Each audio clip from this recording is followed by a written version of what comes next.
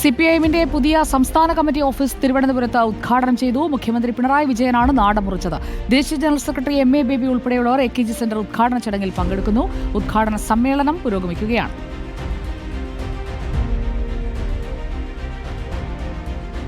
റഹീസ് റഷീദ് നമുക്കൊപ്പം. Rahees Rasheed, പകിട്ടോടുകൂടി AKG centre ഇതാ പുതിയ ഭാവത്തിൽ തലയുയർത്തി നിൽക്കുകയാണ്. എത്രത്തോളം വിപുലമായിരുന്നു ഉദ്ഘാടന ചടങ്ങ്?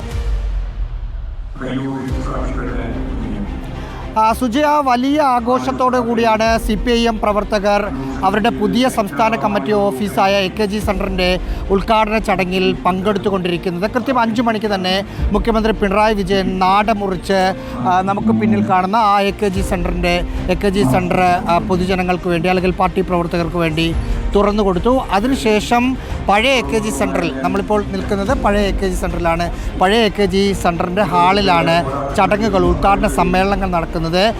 കേന്ദ്ര കമ്മിറ്റി അംഗമായിരുന്ന, കേന്ദ്ര കമ്മിറ്റിയിൽ നിന്ന് പ്രായപരിധിയിൽ ഒഴിഞ്ഞ AK ബാലനാണ് സ്വാഗതം പറഞ്ഞത്. അതിനുശേഷം സംസ്ഥാന സെക്രട്ടറി MV ഗോവിന്ദൻ്റെ അധ്യക്ഷ പ്രസംഗം ഇപ്പോൾ നടന്നുകൊണ്ട് ഇരിക്കുകയാണ്.